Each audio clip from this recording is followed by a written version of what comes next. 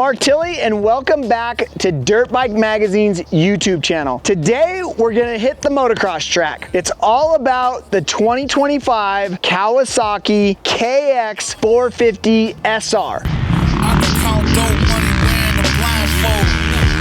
With the corner quicker with my eyes closed. My grandmother used to use the back porch to dry clothes. Road trips to visit my connect, my guy drove.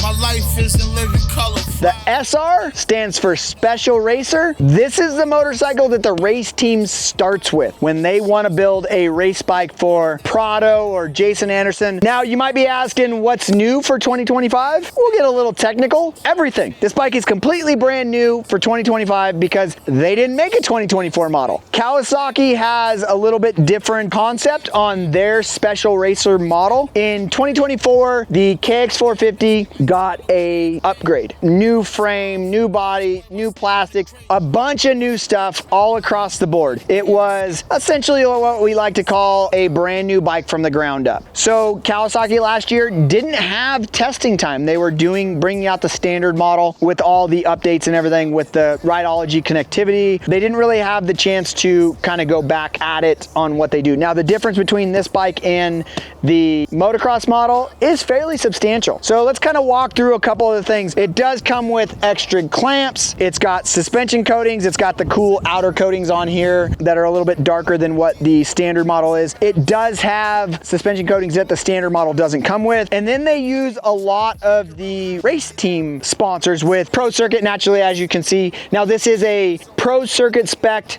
pipe. It's Kawasaki spec in there. You can't buy this pipe from Pro Circuit. You have to go through Kawasaki to get it. It's a titanium system, carbon fiber end cap, but it's closed course competition only. Like, there is no spark arrestor screen. It's got the lock-on grips, Renthal bars, just like what the standard model does. It does have upgraded wheels with the DID Dirt Star STX wheels, a little bit stronger than what the standard wheel that comes on the standard motocross model. It does have some tuning on the head. They clean out the intake ports, I believe. More aggressive suspension settings that really just mean stiffer all the way around on this particular model. It does have a different part numbered ECU. Not really sure what that comes up as, but it definitely different mapping, a more aggressive style mapping than what the standard bike does have. This year they did make the Rideology app have a little bit more adjustment in there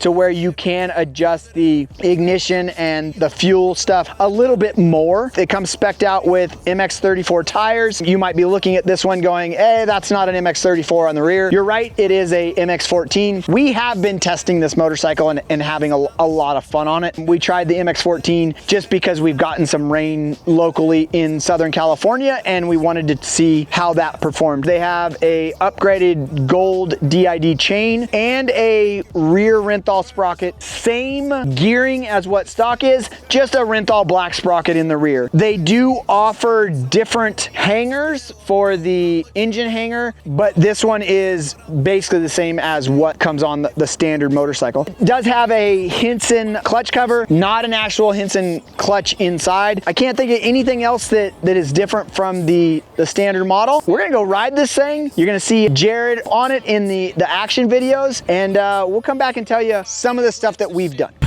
Porsche Panamera great. I treat a bad bitch like Turner with anime. Who wanna spar a few rounds, boy, my stamina great. Once you get trapped behind these bars, you can't escape. Put it on the scale, dog. Ship it like a snail, dog. I've been trying to tell y'all that I've been through hell, dog. Put it on the scale, dog. Ship it like a snail, dog. I've been trying to tell y'all that I've been through hell, dog. I'm swimming with the sharks and the crocodiles. Felt like I did it for 1,000 miles. That's a long swim. If you grew up in that project housing, every day you tried to figure out how to get out of it. Broken screens without no AC. Shooters on the corner thinking they KD. When you broke, you take a different route. You do some things things you wanna forget about. You do some things you thought would get you out. You know a job won't make you rich, right? You know your best friend might snitch, right? You know your uncle with that itch, right? That's why the spoons in your kitchen bent and burnt. He cooking dope up on your granny stove. He slipping coke off in your living room. You see them every day when you come to school. I guess it's just the breaks. I guess it's just what they say. We all make mistakes. Scales and razor blades. Put it on the scale, dawg. Ship it like it's mail, dawg. I've been trying to tell y'all that I've been through hell, dawg. Put it on the scale, dawg. Ship it like it's mail, dawg. I've been trying to tell y'all that I've been through hell, dawg.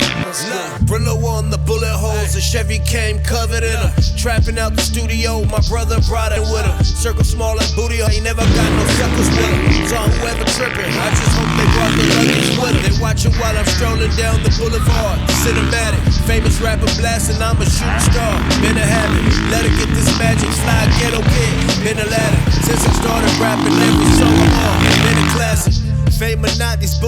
Again, we said that we've had a lot of testing on this motorcycle. We've done a bunch of different things. Some of the stuff that we tried today, we went a little bit softer on suspension. The more aggressive kind of intermediate pro level rider will really like standard version of this suspension. A lot on the standard bike, we felt is a little bit too soft. It dove a little bit in the front. This particular model for me is kind of a little bit too stiff. It's a little bit too aggressive. For me, I'm old, I'm all about rider comfort, so I softened stuff up. I definitely softened compression up on the front. I slowed the rebound down because for me, on both ends, it feels really lively, and I like more of a dead feel for my bike. I slowed rebound down. I let out the compression so that I got it to where it's going down in the stroke more and using more of the stroke. Most of that for me is rider comfort. In the rear, messed around with high-speed compression.